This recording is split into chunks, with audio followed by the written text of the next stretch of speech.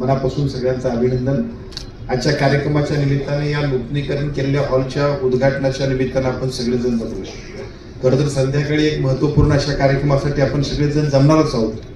मग आता सकाळी आणि संध्याकाळी असा का प्रकार करावा, तर संध्याकाळी होणार तो अधिकृत कार्यक्रम होईल, पण त्याच्यापूर्वी औपचारिक उद्घाटन झालं पाहिजे अशी कलेक्टरांची सूचना किंवा विनंती होती आणि ती बरोबरही होती, कारण त्याच वेळेला उद्घाटन करणे हे काही अपेक्षित नव्हतं आणि म्हणून आपण शाहू स्मारकाच्या ह्या नवीन नूतनीकरण अशा इमारतीचा या ठिकाणी लोकार्पण आपण करतोय। खूप सुंदर इमारत झालेली आहे, चांगल्या पद्धतीचं फर्निचर झालेलं आहे आणि बघितल्यानंतर आपण सगळेजण कॉर्पोरेट लुकमध्ये आलो असं म्हणायला काही हरकत नाही, एवढं चांगलं नियोजन आपण केलंय। आता दोन विनंती माझी फक्त आहे की याला प्रोफेशनली चालवलं पाहिजे। बऱ्याच वेळा असं होतं की शासकीय सगळ्या ज्या आपल्या इमारती असतात, शासकीय इमारतींचा सगळ्यात मोठा दोष असा असतो की तिथे जे काही आपण काम करतोय त्याचं जे प्लॅनिंग करतोय ती व्यवस्थित न केल्यामुळं इमारतीसाठी खूप चांगले पैसे खर्च केले तरी सुद्धा त्याचं नियोजन व्यवस्थित होत नाही।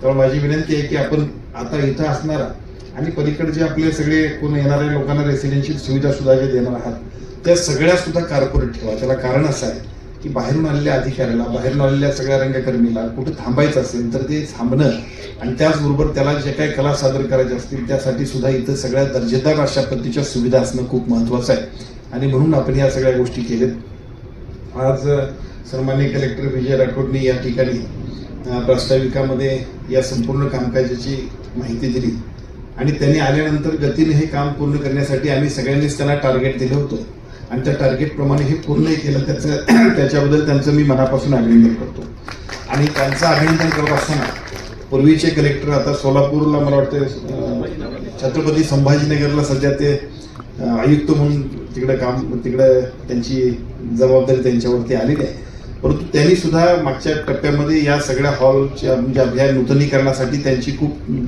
पाठीमागं त्यांची धावपळ होती आणि त्यांनी मग याच्यासाठी आग्रह केल्यानंतर मागच्याच वर्षीच्या कार्यक्रमामध्ये आपण सगळ्यांनी त्याच्यासाठी निधीची डीपीटीसीतून तरतूद केली आणि एक चांगल्या पद्धतीचं काम डीपीटीसीच्या माध्यमातून उभं राहिलं।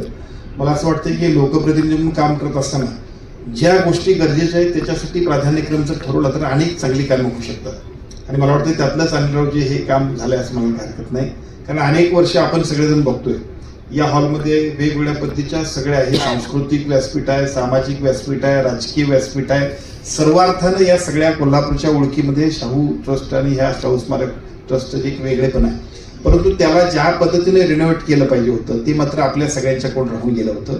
कलेक्टरांची मागणी, सर्व लोकप्रतिनिधींचं सहकार्य आणि त्यानंतर झालेला एकूणच आजचा हा रिझल्ट बघितल्यानंतर प्रत्येक काम असंच व्हावं की जे लोकांना अपेक्षित आहे, लोकांसाठी पाहिजे आणि हे असं जर काम होत केलं तर बघता बघता लोकांचा आम्हा सगळ्यांच्या कामावरती सुद्धा विश्वास वाढेल। मला असं वाटतं की असंच काम आम्ही सगळे मंडळी करायचा प्रयत्नाच्या शाहू जयंतीच्या दिवशी करूया एवढी अपेक्षा व्यक्त करतो। सगळ्यांचं अभिनंदन करतो आणि थांबतो। धन्यवाद।